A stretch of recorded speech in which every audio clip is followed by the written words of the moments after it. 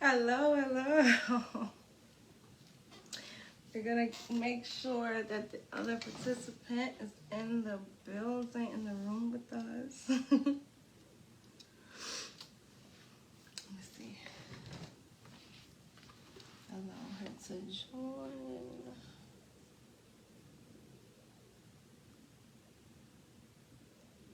Um,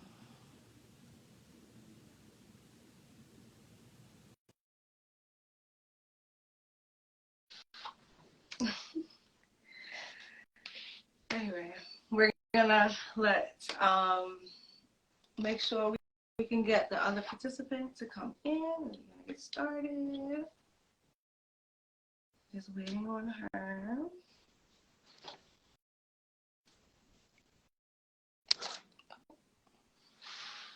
Just gonna give her a few minutes.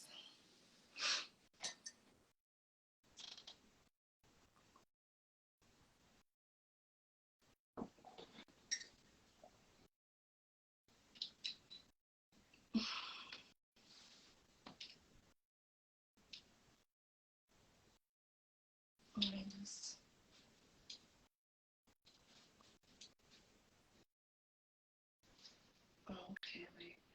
She has entered, let's see. Let's see.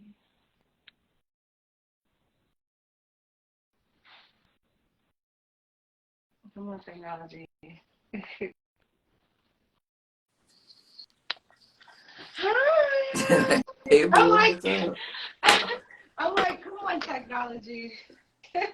I was here. I was here on time too. Oh, don't do that. Don't do that. Okay, first off. Okay, hair color, purple color, love I was, that. it's Pride Month. I was feeling a little Happy spicy. I Pride don't Month. Pride know. Month, purple color. We love a purple color. All right. Feeling a little spicy. Love that. So, how you feeling? I feel good. How are you? Good. I'm good. I feel energetic. Like, I feel excited. I'm here. We're both here. It's awesome. So, I'm going to do a quick little introduction, and then we're going to... Okay. So, thank you so much for everyone who is joining. Hello, beautiful souls. This is In Session, in being an acronym for the word intentional. So intentional sessions where we use this platform to talk about things from relationships, mental health, culture, and how they all may intertwine. My name is Raquel Simmons, and I am a pre-licensed marriage and family therapist. And I am joined here with Rhea, Wreck-It Rhea to be Whoop, exact. whoop. Wreck-It Rhea to be exact. Whoop, Happy whoop. Pride Month. Let's just say that again. I can't stress that enough. Happy Pride Month. Yes, happy Pride. So, Ray, I'm just going to have you introduce yourself, let everyone know a little bit about you outside of you just being amazing. I want you to at least tell people a little bit about what you do for the community before I do. Okay. Because You want me to brag a little bit? A lot of it. Okay, I'll brag a little bit. Okay. Hey guys, my name is Rhea, Wreck-It Rhea, I like to be called.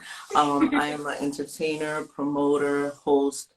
I have a LGBTQI based podcast called Reckless Talk with Wreck-It Rhea. Mm-hmm. I'm on Spotify, I'm on Apple Podcasts, I'm on Tidal. I also have a podcast studio where I invite a lot of influencers, creators that are in the community, out of the community, to just talk about a lot of taboo topics, and it's a judgment-free zone. I host a lot of events for the community.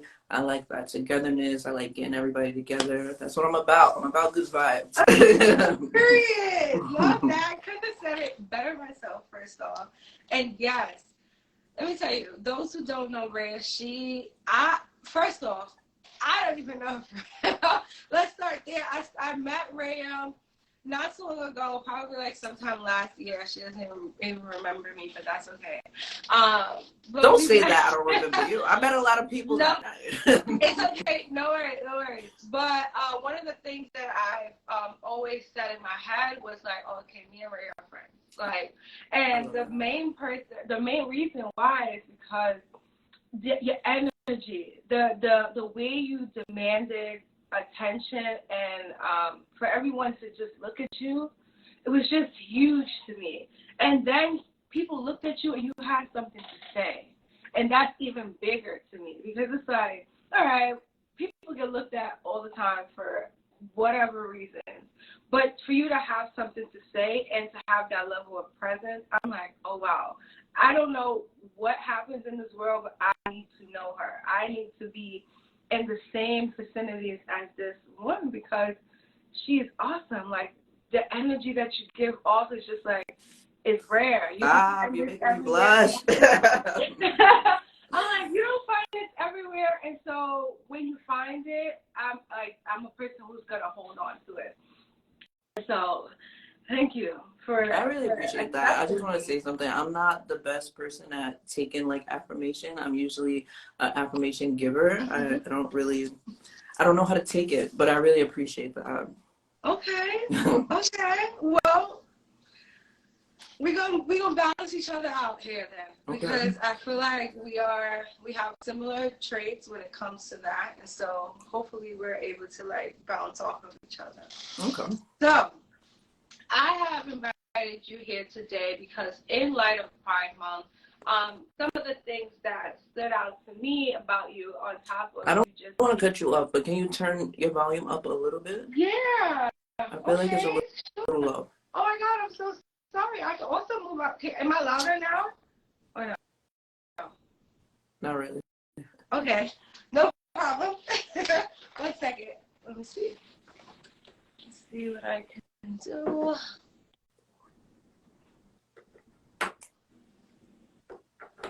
Okay.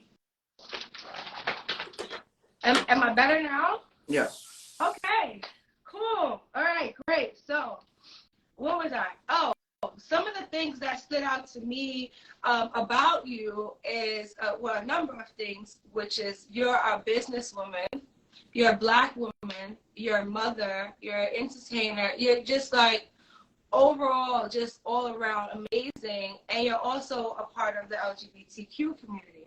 And so the topics that I do want to discuss is about being everything and more, being a Black woman within the LGBTQ community, being a mother within the community, and how do you juggle and balance them all? So you're like, oh, balance. Who said balance? Yeah. That's a good question. I feel like I'm the kind of person, I like to keep a really, really busy schedule. Okay. I think I've expressed this to you the last time I spoke to you. And I told you, like, I'm very transparent. I'm very honest. I have anxiety. So my mind is, like, always going like this. So I was like, I need to live the kind of lifestyle that is going to balance me out, like balance my mind. Yeah. So I keep a very busy schedule, but I'm able to maintain everything. Like, I'm the kind of person, I'll have a business meeting, then I'll have parent teacher conference, then after that I gotta go host a party, like, and I'm feeling 24 out here. I don't know, I'm able to I can still do it, but I feel like, honestly, being a parent, that definitely motivates me, to do what I feel like I was put here to do, what God sent me here to do, which is entertain people. So my daughter definitely motivates me a lot. Being a Black woman, being a Black lesbian woman, that's a motivation in itself. I've always said, like, any door I walk into, any opportunity I get, I'm not going to forget who I am and where I came from. That was very important. And I'm not going to change who I am either. You know what I mean? So, I walk in every room as myself, and you're going to either love it or hate it. That's how I feel. All right. So I'm going to pick apart some of the things that you said to actually just to elaborate. And so the first topic that you spoke about is being a mother and how that motivates you. And so my question is, how do you feel like being, or do you even feel like being a part of the LGBTQ community has an effect on your daughter? Yes. Okay. How? Absolutely. Well, when I was coming out, I feel like that had a huge effect on my daughter because my daughter was born into a 2-parent household. Mm-hmm. And I was with her father at some point. I was married. So that was all she knew for so long. But what I always tell everyone is I wasn't happy. You know, I was happy. Of course, I have this beautiful baby girl. I'm super happy. But the lifestyle I was living, I wasn't happy. And it got to the point where I told myself, how can I be a good mother if I'm not happy? You know what I'm saying? You know what I mean? Yeah. I had to be happy and I had to live in my truth. Yeah. So I made a tough decision to leave that relationship. And before I left, I thought about all the ways it could affect my daughter, especially because it's so personal to me. I come from a two female household, so I grew up. My mother, my mother came out to me when I was 12 years old. Okay. And she was with a woman, so I knew the effects it had on me, and I didn't want it to have that same effect on my daughter. So I thought about it a lot before before I left my marriage, but I was just like, she's not getting the best version of me. She's not getting the best mother that she could get, that she deserves, because I'm not happy. So when I came out, that was really tough. And I feel like at this point, the only things I have to deal with, because my daughter, she's so accepting and she wants to know so much. She asks so many questions. She thinks I'm the coolest mom in the world, just to let y'all know. But now I think about how she is going to deal with it socially within her own friends. And, just she's a teenager now. She's, experiencing life in a different speed. So I'm like, how will this affect her as far as I don't want her to ever be ashamed of me. Yeah. Okay. One of the things you just mentioned was you being in a two female household, and some of the things that you went through that you now are like afraid to project onto your daughter. Can you just give a little bit of a background on some of the things or that you had to go through being in a mom household? I'm so happy you asked that, because it's something I'm not afraid to talk about. I'm so transparent, and I let people into my life a little bit, and people see how close me and my mother are. Like, me and my mother, we're like friends. We do everything. That's my road dog. But when she first came out, at some point, I really, I felt like I didn't like my mother. And it came from a place of, I was so focused on what everyone else would think and what everyone else would say. All my friends, they had their mom, their dad in the house. And I'm like, now I got my mom and her girl. And I'm like, this is weird. Like, how are we going to do this? So I think I was just really embarrassed and thinking about what my friends would say, how other people would perceive my household. But when I went home, it was a typical household. We did everything that straight families did, They cooked dinner, and we it was a household filled with love. So I think I had to educate myself a lot, and just see how happy my mother was when she finally came out. She turned into a completely different person. Oh, nice. Was there anything that, any challenges? Have anyone ever challenged your thought process on that growing up? What do you mean? I want to make sure I'm answering your question correctly. Yeah, of course. Well, thank you. So what I mean by that is, has there been any child around you or growing up that pointed it out that made you feel insecure about it, or do you feel like those were self-projected thoughts that you had just in general? I think it was self-projected. Okay.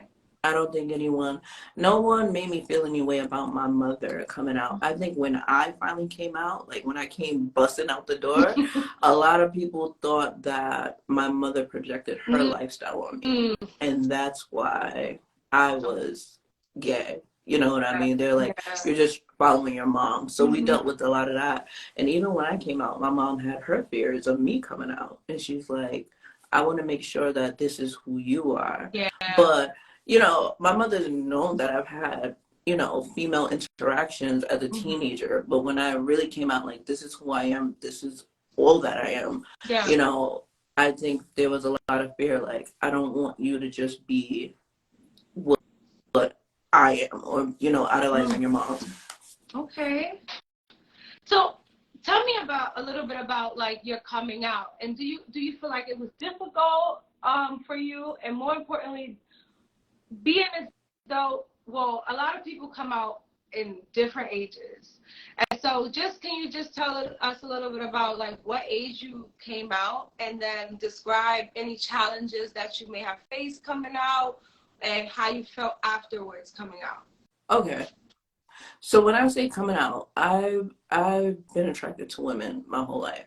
Okay. So my first sexual experiences were with a female. Okay. So when I was younger, let's say a teenager, I used to label myself as bisexual because I still had an attraction to males. Yeah. But I've always been attracted to females. There's no one who knows me from when I was 16, 17. Like, I had a girlfriend when I was 16. You know what I mean? So the attraction was always there. I just happened to meet a guy which was my ex-husband, who I was really mentally connected to. And, we had a child from that.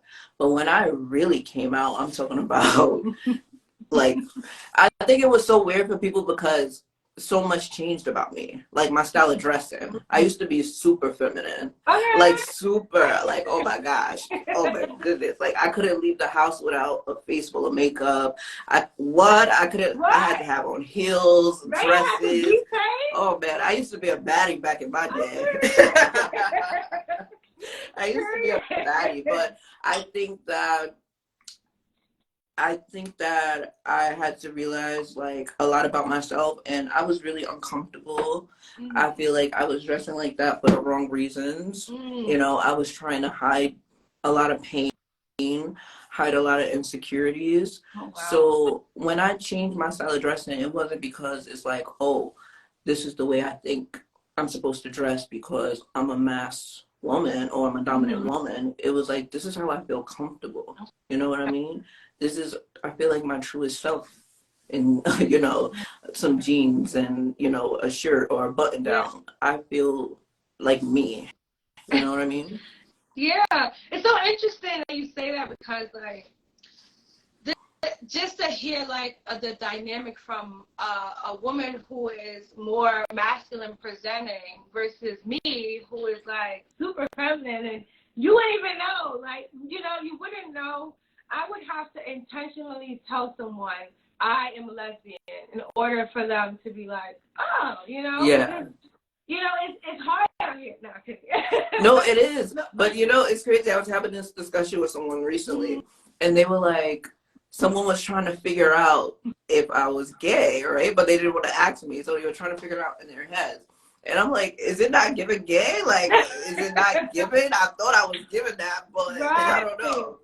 But I think it's, I consider myself a dominant woman.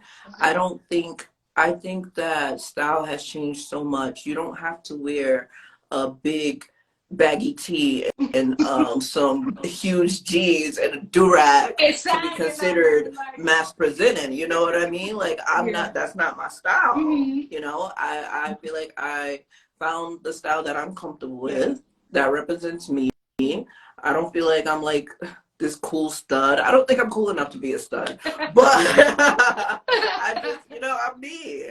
So, yeah. Let's talk a little bit before we even get into the next one about like the no labels. What does that mean for you? Ooh, I like that question. That's a good question. I consider myself a no label because I will meet people and they'll say, okay, what are you?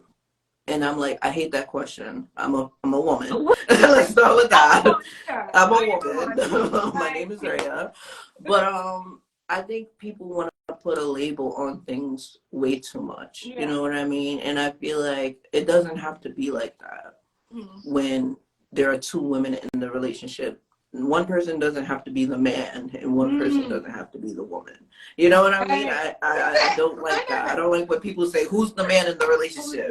I'm like, neither one of us. Like, around. Right? Times like the man. Hold on, wait a minute. That's what I'm saying. There's two women standing here, so I consider myself a no label because I'm not super feminine. Okay. I'm not I'm not the most feminine person. Like, I could get ready for a whole party in like 30 minutes. I promise you. All I gotta do is take a shower, throw some clothes on, like, Go. I'm ready. I'm out the door. You know? Go. I'm not super feminine, but I am in touch with femininity. Okay. So I do take care of myself. You know, I like to look nice. I like to smell good. You know, like, I like feminine things. But my personality, and when I walk in the room and my aura, is gonna give you dominant. It's gonna give, you know, you're gonna know I'm in that room. Okay. You know what I mean? Like, you're gonna know I walked in this motherfucker. So I feel like I consider myself no label because I don't fit in any box. Okay. Yeah. I like it. I like it. Okay. So, do you feel like, or how do you feel like you've been able, or have you even had this conversation with your child on your sexuality? Like, how hard was that coming out to your child? Oh, wow. That's a good question. That is a good question. I think in the beginning, I'm going to be honest, my daughter was fairly young when I, you know, left my marriage. So in the beginning, it was something I hid from her a lot. If I had female company, they only came over when she was at her dad's house. I would make sure they leave before she got home. You know, I didn't have women. I didn't really express my lifestyle to her. It's not until I got into a serious relationship with a female, and I was like, okay, this is getting serious. Yeah. You know what I mean? At some point, this is not, you know, this is not mommy's homegirl. You know, you're gonna know that. This is not my homegirl. You know, like, she's spending the night. You know, we're in the bed together. So I think it was a little easier because my mother was already fully out. So she was born to a grandmother who had a female partner. Okay. So it wasn't completely, she wasn't completely ignorant to same-sex relationships. Okay. You understand? Okay. Her grandmother, she knew her grandmother since she was born.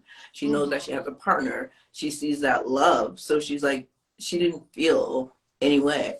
And it's so weird because she took it so good. Like, she was just like, okay. And then I remember when like my style of dresses started changing, and she's like, why are we going to the men's store now? I'm like, I want to try a button up today, you know? And then she's like, okay. And then I started, you know, dressing a little more mass presented, and she's like, you look cool, mom. Like, you know, she hypes me up. But it was definitely hard. It was hard getting to the point we are now. Okay. If that makes sense. And I feel like we're in such a good place. Like, she's so accepting. She asks all the right questions. And being that she is a teenager now, I think now is the time for me to, you know, like, pick her brain, ask her questions. Like, what do you know about this? How do you feel about this? You know what I mean? So, yeah, it was hard, but it definitely gets easier. Okay. Yeah. Nice. All right. So, what do you feel like is, or what do you have thoughts? Let's start there. Do you have thoughts on the way social media and like the television shows, like the way they present people within the LGBTQ community? And what I mean by that is different things. So, a lot of people, and I had someone on previously where we spoke about this, and it was just like the way they put like gay people on a TV show. Like, that's such a controversial topic because now they say, well, they're shoving it into our children's faces. They don't have our children don't have the opportunity to be pure and to choose anymore because they're putting it more on display. And so, do you have any thoughts on that? Do you agree, disagree, or? I feel like when I see the family aspect of it, I feel like it should be displayed because it's real life. You know, at some point in your life, in a person's life, they're gonna see a same-sex couple. You know, whether it be on TV or walking down the street, it's real life. We're out here. I agree with everything being displayed except for sexuality, and I feel like that's across the board. That's homosexuality, that's heterosexuality. I feel like, you know, those things don't have to be on the table, especially when it comes to children. But do I feel like they need to see that there are same-sex families out there and they love just the same way as a straight couple and they do the same things that, you know, straight families do? Absolutely. Yeah, I actually agree as well. Okay. And I was just having this conversation, and it's so crazy because it's so normalized where it's like people are like, I don't know, they think of it as like more of a negative, or it's so easy for it to come out someone's mouth where they're like, oh, they're pushing this on our children. But in reality, the more, in my opinion, the more the children are exposed, the more normalized it is. And so there's maybe that will correspond with the less suicide rates or killing and murder rates on the LGBTQ community because it's normalized. It's like, you know, we Americans get very uncomfortable with things that, and not just Americans, people get very uncomfortable with things that they can't describe or something that they're not used to. And so for it to be like, okay, look, you have to get used to it. You have to see this now. I love it. But it's still a constant debate of like, are they pushing this on our children or is this just appropriate for where we are now? I agree. I feel like it's appropriate for where we are right now and where we're going to go. Absolutely. Yeah. Where we're going. Yeah. So, one of the other things that you mentioned was being a Black woman and being comfortable in every room you stand in, because like it doesn't matter that you're a Black woman within the LGBTQ community. And so my question is, where do you feel like that level of comfort and that level of presence have came from? Self-awareness. Okay. Spending a lot of time with myself. Really, when I say spending time with myself, I mean spending time with myself. Knowing myself, knowing my flaws, knowing my weaknesses, knowing my strengths. Definitely always remaining humble. And I always tell people, like, people tell me, like, I exude confidence. But when you meet me, I'm, like, the most humble, chill person ever. And I always tell people, you could be confident without being cocky. I'm not a cocky person. You know, every experience, every day, I have room to grow. And I'm growing every day and learning every day. You know, that's what makes me a businesswoman. I'm always learning. So I'm not a cocky person. But I have a certain level of confidence because no one can tell me anything about myself that I don't know. You know what I mean? You can't tell me my flaws. I know them already. I've spent so much time with myself. You know, you can't tell me my weaknesses, or I know. You know what I mean? And I'm working on them. So I feel like that's where it comes from. Just being comfortable with yourself. Being comfortable within your flaws. I feel like that's the most important thing. A lot of people are not, they're comfortable with all the things that make them beautiful and amazing. And, you know, get comfortable with the things that make you a little weird. And that's how I am. I agree. I definitely agree. When you say you spent a lot of time with yourself, what would you describe as some things that like help you get to this point or help you get there? Heartbreak. Okay. Honestly. All right. It's like, it was like a gift and a curse, you know what I mean? It's a gift and a curse. Like, your heart is broken. Like, oh my gosh, you know, I can't breathe. But I feel like heartbreak, it was like an evolution for me because it taught me so much about me. And I really sat with myself. Like, I was super depressed. And, you know, of course I wasn't myself, but I really, like, I never spent that much time with myself. I was so focused on making someone else happy that I really didn't know what made me happy. And it's so crazy because that's what brought about my podcast, Heartbreak, and spending time by myself. Yeah. Well, this is a great segue into your purpose. One of the things you said was that you feel like you're walking in your purpose, and your purpose is to entertain.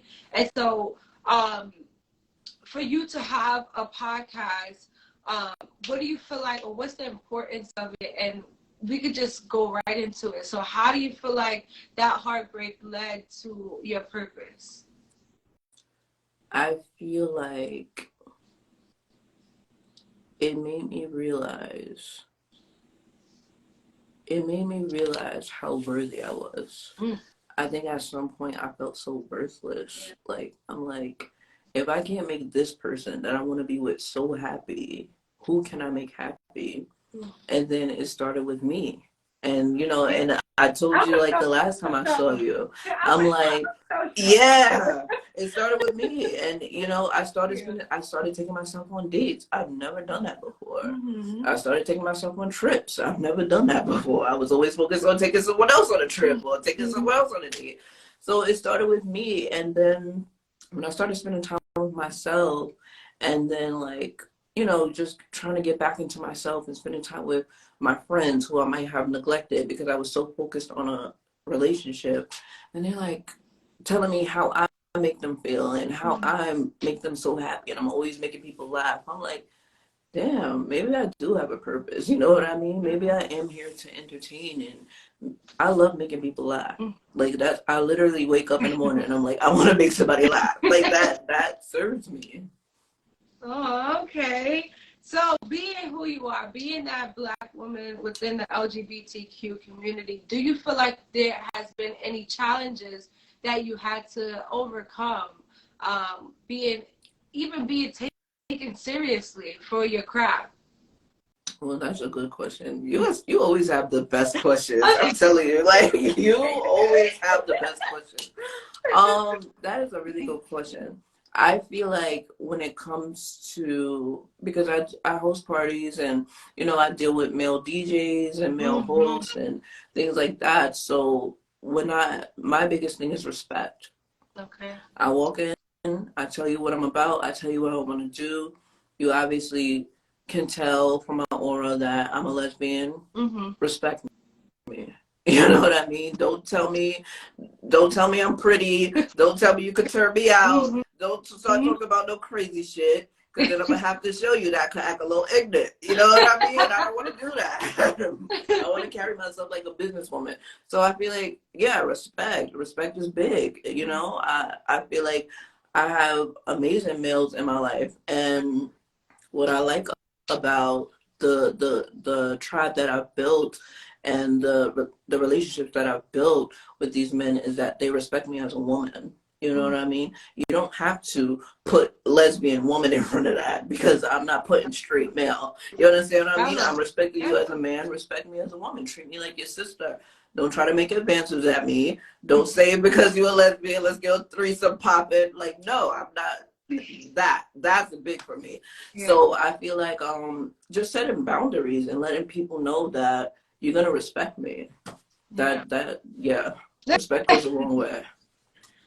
I love that you said that because I think that is very, unfortunately enough, it happens often where, you know, they say, okay, well, oh, but you're still a woman, or, you know, like that male presence, the overall male presence and female presence, we're not supposed to always sit together. You know, they're always supposed to be like a higher, I don't know, standpoint. I don't know who made it up. Right. It sounds like crap, but what I'm saying is to be able to build that level of a boundary with the tribe that you have around you is very important and it's very necessary. How do you feel like you was able to do that early on? Like, what do you feel like how do you feel like you were like very stern? Do you feel like you had to be a little bit more like angry?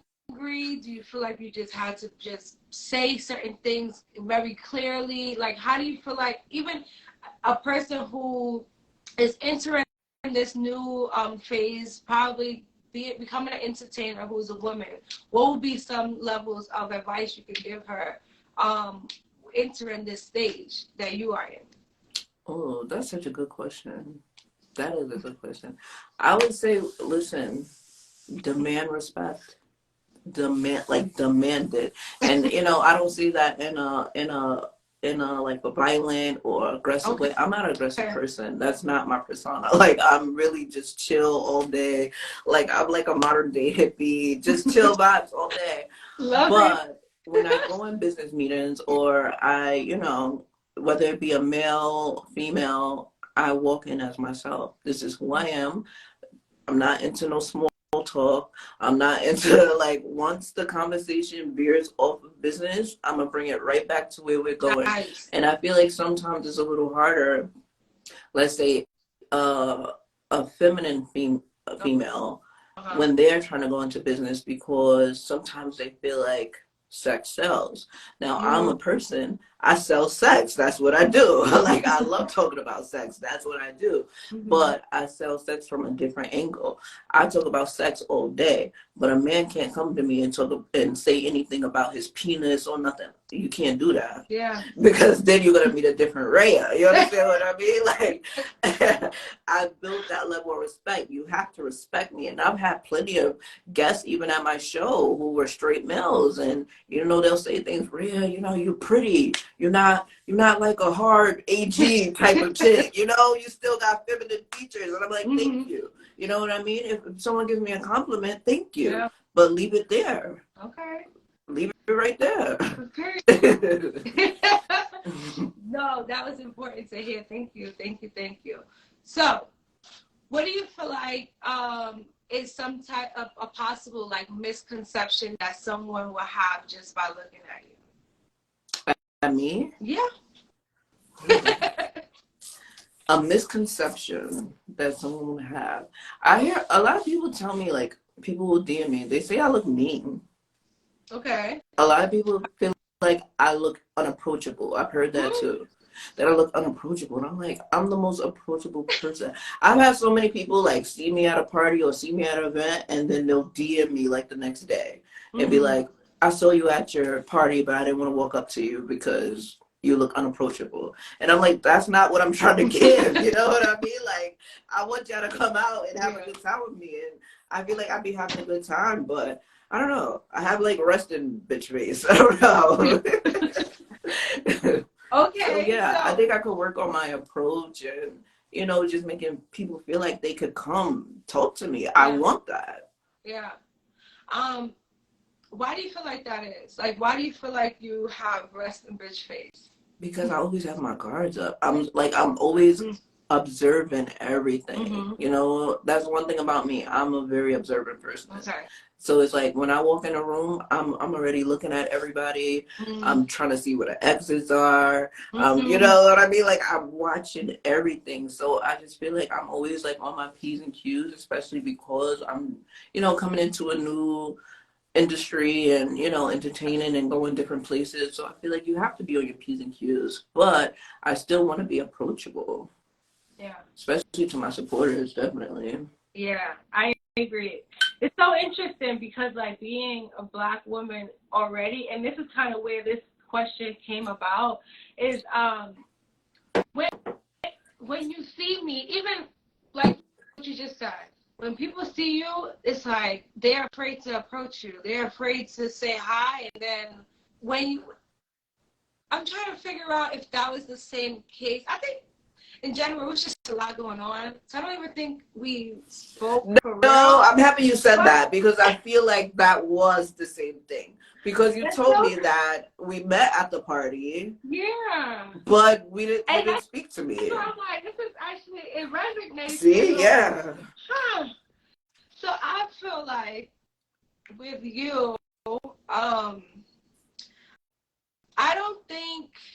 think that we are a lot alike in different ways. I am very observant. And so I feel like the position that I played in that space, I needed to play with you in order to see who you were. Okay.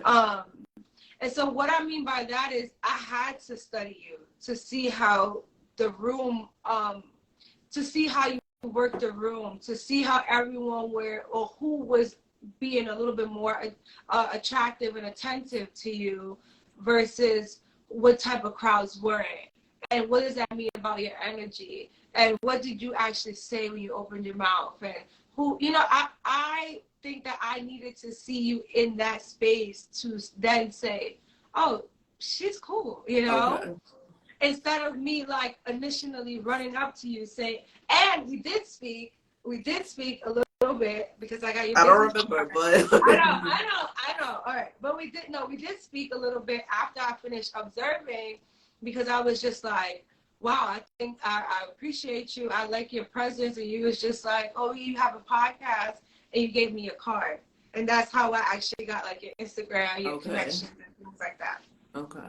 But anyway, outside of that, I just wanted to point that out because I was having a conversation recently about just that, like being a Black woman and being able to feeling the need to prove yourself a little bit more because being a Black woman isn't enough. And so what I mean by that is I'm actually really sweet. Like, I'm really sweet. I'm really, like, cool. I give off, like, so much positive energy. It's crazy. Mm-hmm. But when you look at me and I'm just sitting there, just chilling, like, you know, you will never know. Yeah. And so I'm making my business to be the opposite of the person you see. I'm making my business to always, when I open my mouth, it's like, oh, you know, or I open my mouth first now, or a little bit more now. Like, I want you to see that I'm actually not the stigma. I'm not the stereotypical Black girl that is about to come. You know, it's like, it's too much. Yeah. No, I agree. So I'm saying that because I'm glad that you brought that portion up. It's just like, you're actually really cool, in my opinion. Oh, thank you. I appreciate that. So it's like that. I don't know. It's just very important, and it needs to be like highlighted that like a lot of Black women aren't as angry.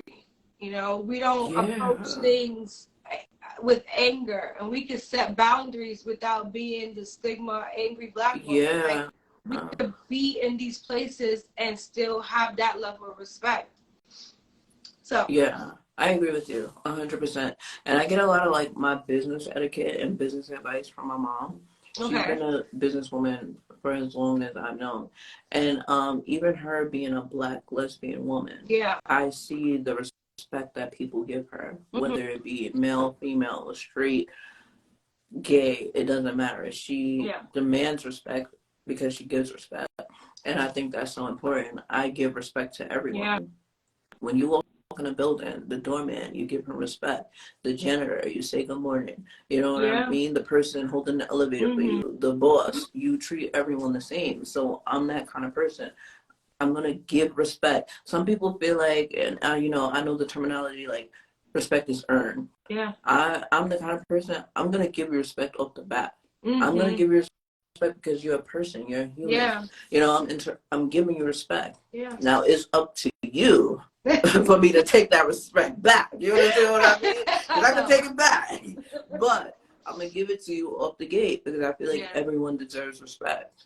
Yeah, I agree. So, switching gears a little bit, what do you feel like, or what advice would you give anybody who is in the transition of being in a committed relationship with a male to transitioning into being in relationships with women? That's a good question. You have the best questions. I told you that, right? I appreciate it. I would say, man, it's Pride Month. You just gotta live in your truth. You have to live in your truth.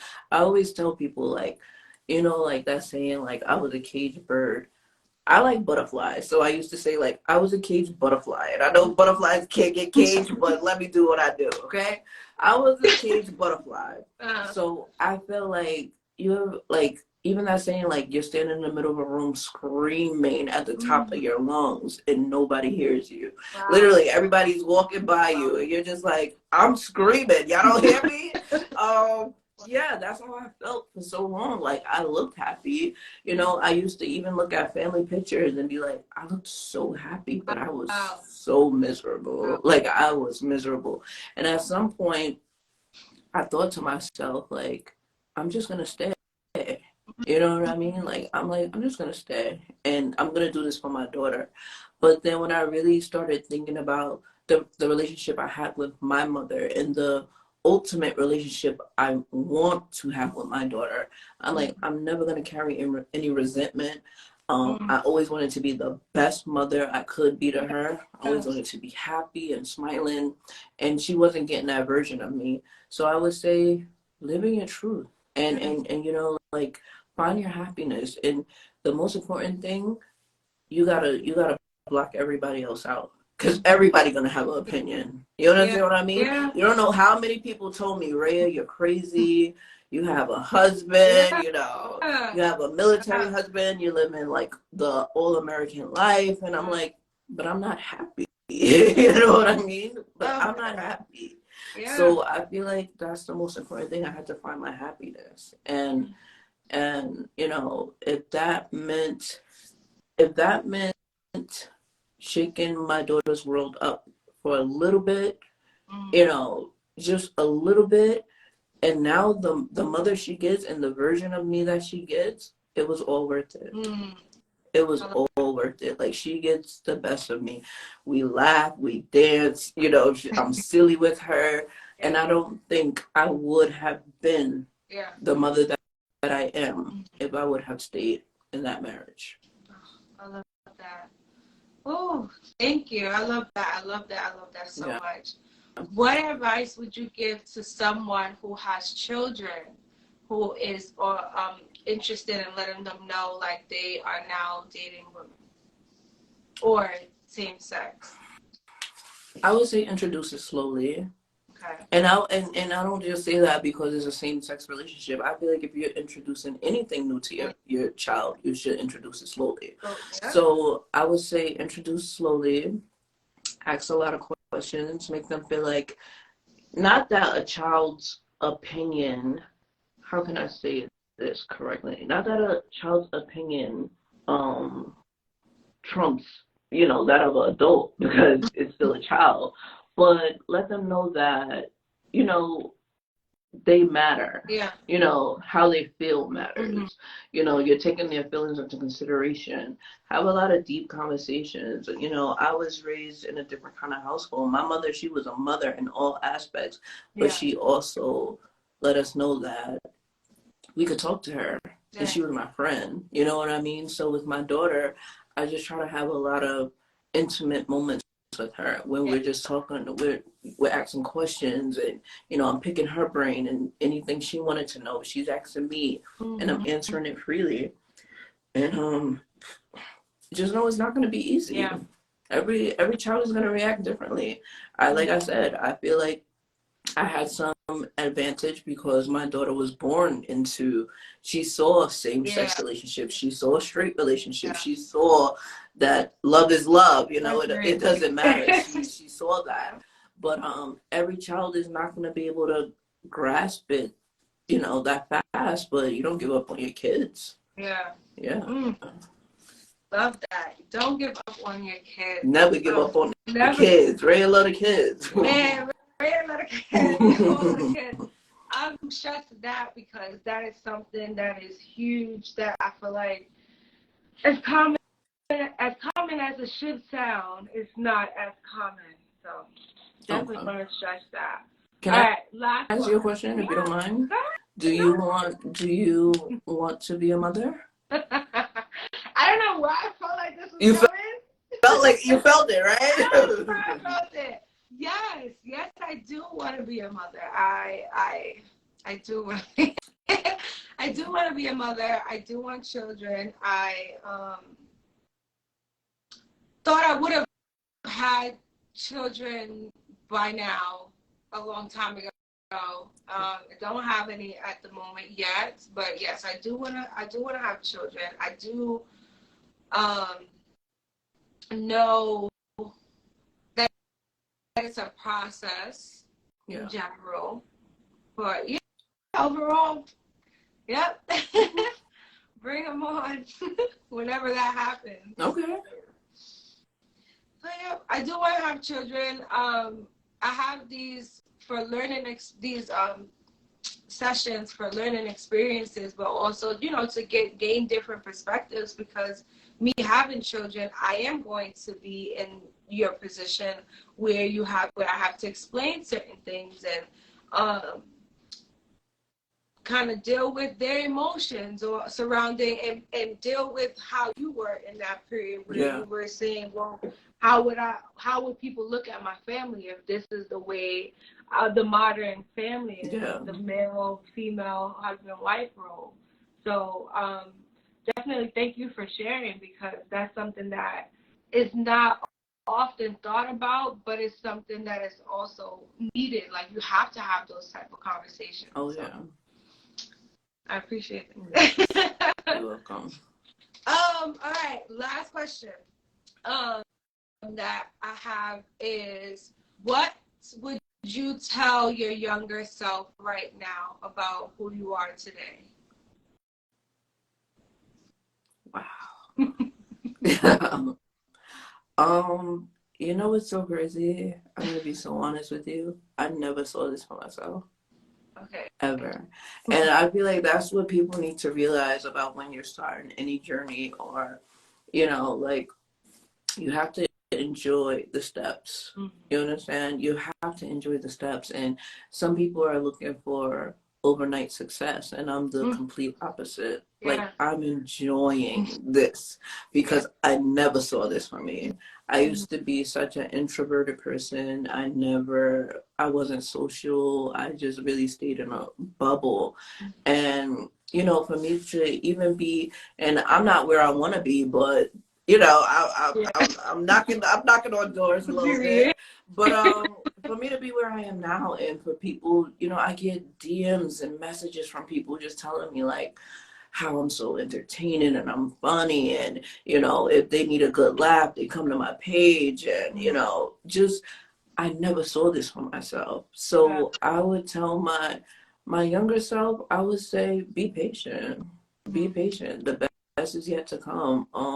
And I still feel like that. And I'm in my 30s, you know, and I still feel like the best is yet to come. Like, I'm not done. I have so much more to give. I'm thinking of new ideas every day, different ways to entertain people. I love making people laugh, and I feel like this is my purpose. Yeah.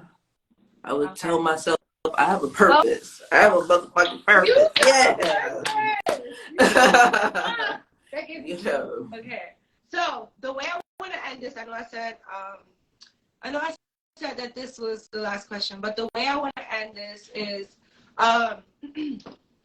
saying, so I have declared this year has been my release year. And so I want to end this session off with, what is one thing that you would like to release for this year? And so I can go first, just to kind of give you like an example idea. So one thing that I would like to release is one thing I would like to release is hatred. So I don't actually hate anybody. I hate a lot of things that I've been through. So one thing that I would like to release is the hate that of the things that I've been through. I want to be able to fully accept every part of my experiences, because they are who I am today, and they shaped who I am today. So, what is one thing you would like to release? I would like to release guilt. Okay. I have a lot of guilt for the way a lot of things turned out. I constantly think, like, if I wouldn't have did this, that wouldn't have happened. Or, you know, if I would have changed this, maybe this could have been this.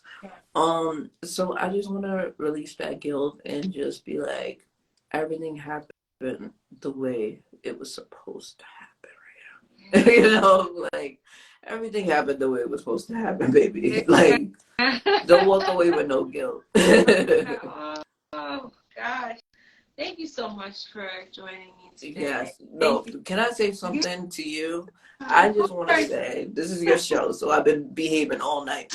But I want to say that you are amazing. You have amazing energy. I mean that Thank any you. interaction I've ever had with you has been nothing but positive. Oh. You give the best affirmation.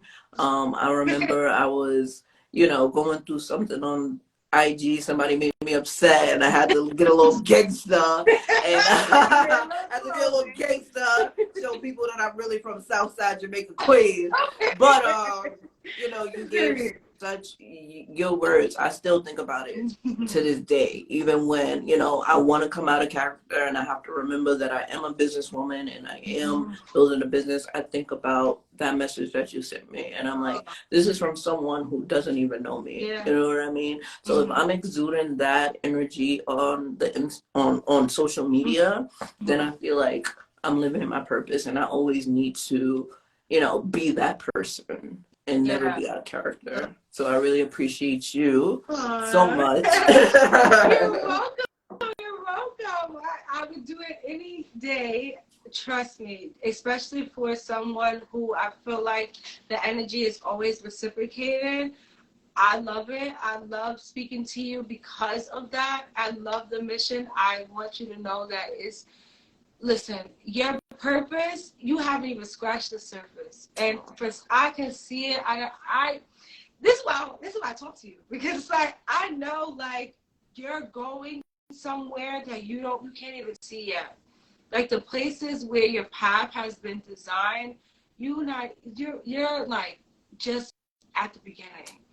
And you're already like super successful. So imagine like where you're going next. It's just like, I don't know, it gives me chills. Oh man, don't make me cry. No, don't make me cry. Thank you so much. I really appreciate that. You're headed in like such an amazing direction that it's just like I cannot wait to see it. I cannot wait to just watch you from the side and continue to cheer you on, because I can see so much in you. Like your name, we don't even really have this like bond, and your name is in rooms you've never even stepped foot in. You hear me? Like that is amazing. You are a freaking Black queen. That in your name is still. Oh man, stop! You hear me? Like your name is so still out here. Your name is on TV screens. Your name is on billboards. Your name is everywhere. Every room. You're not even there yet. Your name, and you're just like a household name. You're like, everybody knows Rhea. You hear me? And if you don't know Rhea, why are you sleeping? Because hello, wake up. Get to know me. Before we end, are you gonna come? Are you gonna try to come to the podcast next week? It's after work. I'm working on it. What'd that be? Hold on. No. Hold on. No, it's on Thursday. It's next Wednesday. Okay, so I was right. Next Wednesday. Okay. If you can come, I would love for you to be there. I'm doing my first live audience. I need my people there rooting me on. Whoop whoop. We're gonna talk about a lot of, taboo, crazy things. Reckless is a no judgment zone, a safe zone. We're just gonna have a good time. So if you're free next Wednesday, I want you to come. Bring your partner, bring your friends. I don't care. We're gonna have a couple of drinks and we're gonna have a good time. All right. Work on it. You know what? I'll be there. Oh, wait. Say that again. I will be there. Whoop. I gotta know now. Okay. I put it out. No, I'll be there. Thank you so much. Oh, let me just do an outro really quickly. So thank you so much for everyone who has watched this. This is In Session, and being an acronym for the word intention. So intention in session. I am Raquel. I am joined by the lovely Rhea. Rhea. You can find her everywhere on Instagram, Spotify. Yes. You can find me on IG, rec_it_Rhea. You can also find me on Spotify, Apple Podcasts, Tidal. My podcast is called Reckless Talk with Rec and Rhea. Look me up. Come find me. Hello. Yes. Thank you so much. Thank you so much, Boo. I And really I'll see you appreciate you. Wednesday. Thank you so much. Good All night. right. Good night.